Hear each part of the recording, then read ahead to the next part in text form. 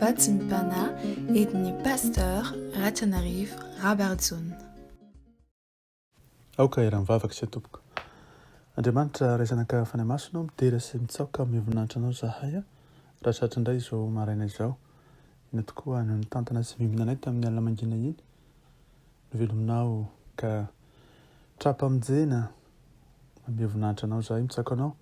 Mankalaza anao ry tompony tompo sy mpanjaka ny mpanjaka. Andriamanitra rehetra tsara sady mpanao tsara. Satria mo tianay amin'ny fitiavana mandrakizay tokoa ianao dia mindra fo mandrakariva ka dia mankasitraka re mankately ilay ramporam-panahy.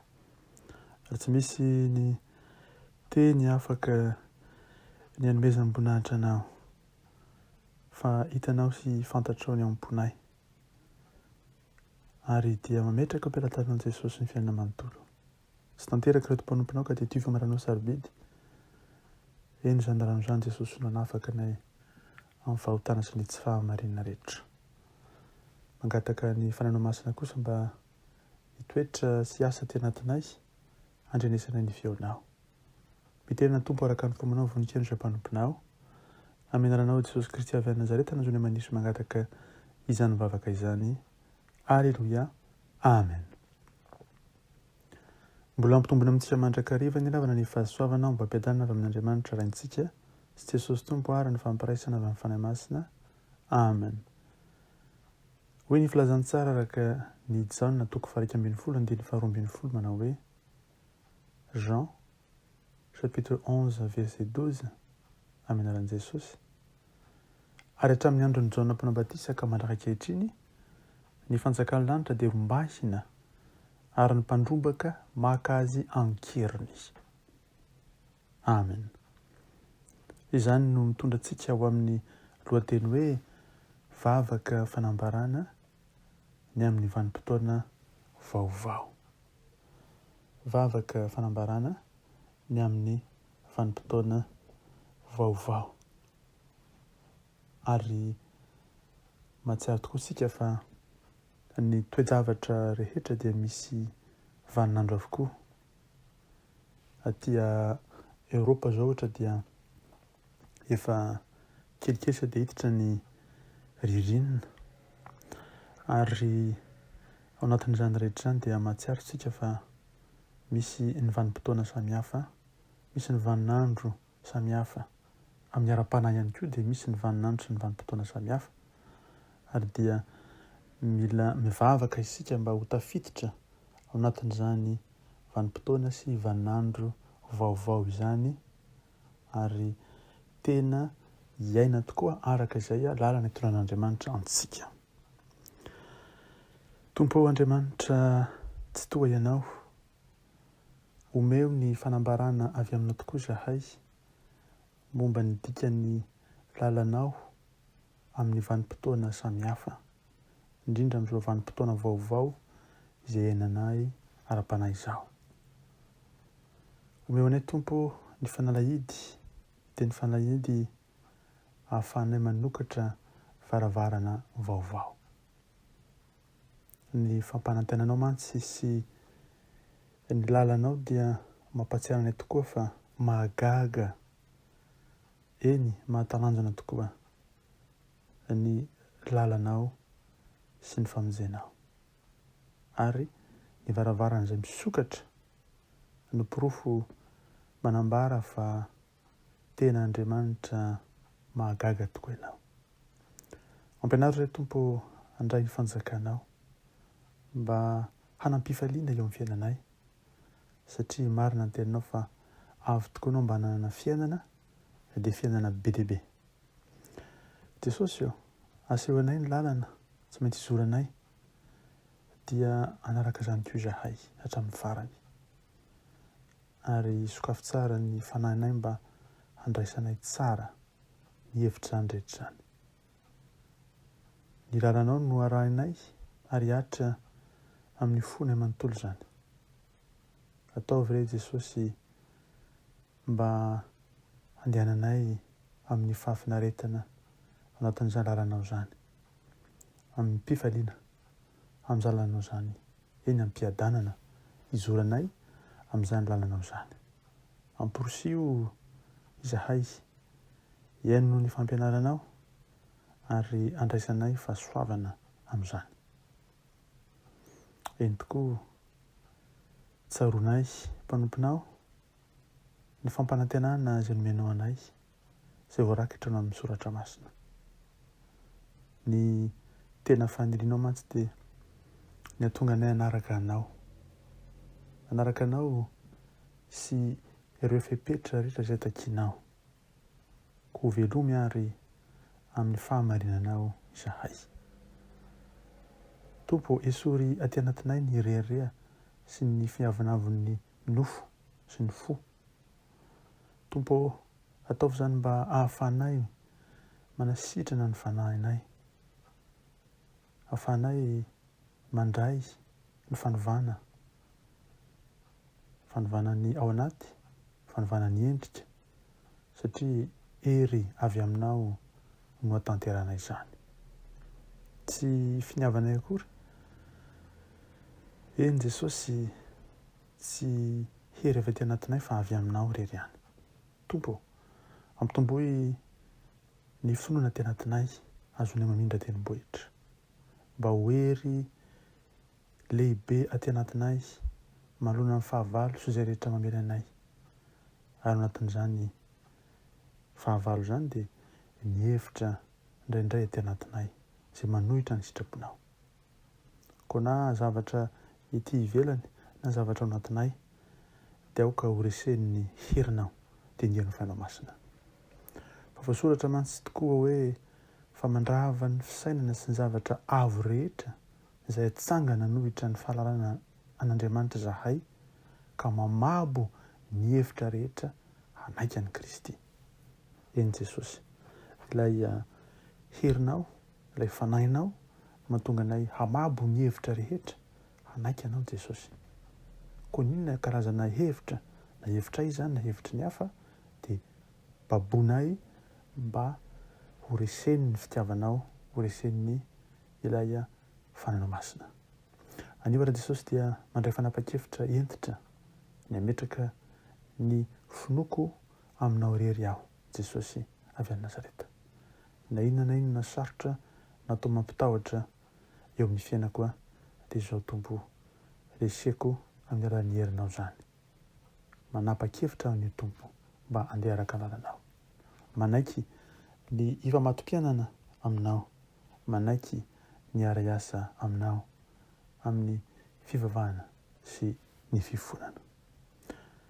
Manira Tompo mba homenao hevitra tsara manoloana ny zavatsarotra rehetra mitranga amin'ny lalan'ny mpiainako, mba hankasitraka ny fahendrena rehetra amin'ny lalanao, manampy ilay tsiro araka ny tena tokoa fa izay no fanasin'ny tany, dia izany mahasira anay izany no hanome tsiro amin'ny zavatra rehetra izay tanterahiko.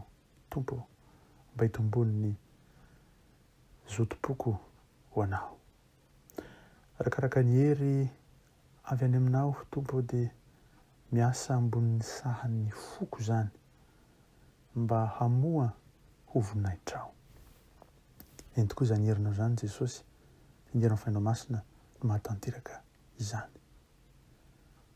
Manaiky Tompo fandeha amin'ny fahefanao amin'ity andro ity, ka manazatra tena isan'andro amin'ny toe-javatra rehetra izay mitaky an'izany eny amin'ny fotoana rehetra dia handeha amin'ny herinao. Avia fanay masinao fenoy izahay, avia fanay masinao mitoeram-ponay, hamolavola anay handeha araka ny sitrakao, hamolavola anay hizotra ho amin'ny fahamarinanao, amin'ny herinao.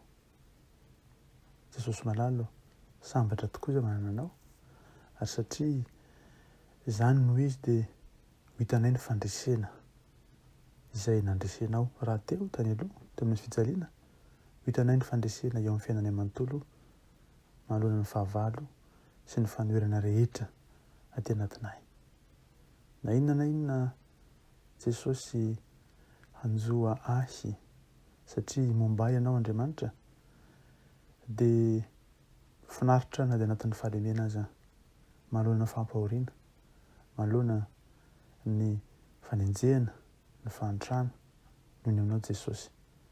Fa marina tokoa fa ny fahalemeko no fahatanjahako.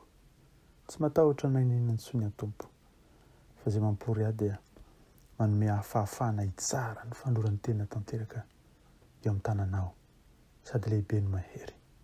Midika izany Tompo fa na misy ny mpampahory dia ireny ihany no amolavola ahy hijoro tsara ho vavolombelonao manoloana ny toe-javatra rehetra. Eny Tompo, efa nambarana tokoa fa na inona na inona misakana ny zanakao masina amin'ny vanim-potoana rehetra dia hiena ho tsinitsinina amin'ny vanim-potoana vaovao izany. Koa taloha angamba marina tokoa fa ny zavatra nitranga samihafa izay mety natonga ny herikerika, fa raha tonga kosa ny vanim-potoana sy ny vaninandro vaovao ankehitriny dia hitoetra ao anatin'ny fandresena sy ny fahasoavana zahay satria ianao no momba anay. Noho izany, mampifanaraka ny tenako aho amin'ny tenin'ny fampanantenana azy omenao, amin'ny fanambarana fa tapaka ny rojo ny pahavalo rehetra eo amiko. Eo ny fahavalo hitan'ny maso, eo koa ny fahavalo izay mandehandeha amin'ny fanahy, etsy aroa, eny amin'ny rivotra, ary mety eo anatin'ny olona ihany koa. Izany Tompo manam-porofo fa ianao dia miahy anay amin'ny atsipiripiananay ary mihazo anay amin'ny tana mahery, ka natoy ny zavatra mitranga dia mahatoky ianao ary maneho izo vanim-potoana sy vaninandro vaovao izao mampanantena anay fa hivoaka ao anatin'ny fandreseny zahay. Anatin'izany tokoa Tompo dia miariary laingan'ny fahavalo momba anay ary ny fiadian'ny fahavalo rehetra foronina dia tsinitsinina, eny ny fiadian'ny fahavalo rehetra izay alefa melanay dia miverina koa eny aminy. Fa voasoratra hoe Jehovah nome anay ny fandresena ny fahavalo izay mitsangana melanay, izy ireo lalana, izy ireo dia lalana iray tokoa ny hivoahany ady aminay fa lalana fito no antsirany eo alohanay. Jesosy manalo, avo ny tananao nefa tsy hitan'izy ireny. Tsy maintsy hojerena nefa ny fahasaro-piaronao amin'ny ominao ka omenatra izy. Eny, afo no andevina ny fahavalonay. Tompo, manorana fiadanana ho anay ianao, fa ny asanay rehetra dia tanterahinao ho anay. Ianao no miasa dia fitaovana am-pialantanao ihany. Noho izany, afaka manambara ampatokiana amin'ny anaranao izay Jesosy fa ny rojo ny tahotra sy ny teboteby rehetra dia tapitra treto. Rava ny fisalasalana, ny tsy finoana, ny fitseran-tena, ny rojon'ny fahakiviana rehetra, ny fanalam-baraka, ny fanameloana tsy mendrika, tapaka ny fanameloana. Ary tsisy ahomby tokoa ny fiadiana voaforona melanay ho ianao Tompo Andriamanitra. Ny lela izay mitsangana melanay koa dia ho resena amin'ny fahamarinana, dia ny fahamarinanao. Koa lazaiko, lazainay fa izay manao ny tenany andro aman'alina ho mpiapanga ny rahalahy eo anatrehan'ny Satana dia ahongana ny elony ary amin'ny mpanao ratsy rehetra notoriana koa ny teninao Andriamanitra manao hoe aza manendry ny voaosotro ary aza manisy ratsy ny mpaminany koa. Fa efa nomenao anay Jesosy eo, nefa efa nanitsaka mena rana sy maingoka sy hanorotoro ny hery rehetra andanan'ny fahavalo, koa tsy misy na inona mahavoanay. Izany no antony hahafahanay milaza fa ny fanafihana rehetra ataon'ny fahavalo izay miteraka havizanana mafy amin'ny alalan'ny otrikaretina sy mikroba isan-karazany, ary ihany koa ireo karazana aretina izay efa nisy na mbola hipotra aza dia indro tsy mahomby amin'ny zanakao Andriamanitra ary matoky anao zahay dia mandrosy hery ary dia manidina tahaka ny voromahery, miazakazaka ka tsy reraka mandeha fa tsy vizana, fa ny ozona rehetra izay miendrika kilema samihafa, ny aretina dia tsy miantraika amin'ny zanakao Andriamanitra. Eny, ny fanana vatana, ny saina izay hiaran'izany dia mitsahatra ankehitriny amenaranao Jesosy Kristy avy any Nazareta satria nitekapoka taminao no manasitrana anay. Koa sitrana izahay Tompo amin'izao ora sy taona izao, na iza na iza misy mandre izany filazantsara zany ankehitriny dia sitrana satria ataonao ho fanjaka-pisorona izahay firenena masina nalainao ho an'ny tenanao mpanomponao. Mankasitraka Jesosy izany rehetra izany. Ary dia ambaranay ny fanampanan-tenana ny amin'ny fanorenana vaovao avo roeny no izay rehetra nangalarin'ny fahavalo taminay tao amin'ny vanim-potoana lasa rehetra fa araka ny voasoratra amin'ny teniny tokoa hoe hosolony enatrareo rehetra dia omena voninahitra avo roeny ianareo hosolony lasa rehetra dia ioby no ny ampahany ho azonao satria ny amin'ny taninareo dia azo lova roa sosona ianareo. Hisy tokoa izany ho tanterana fa hisy ho anao ny fifaliana mandrakizay.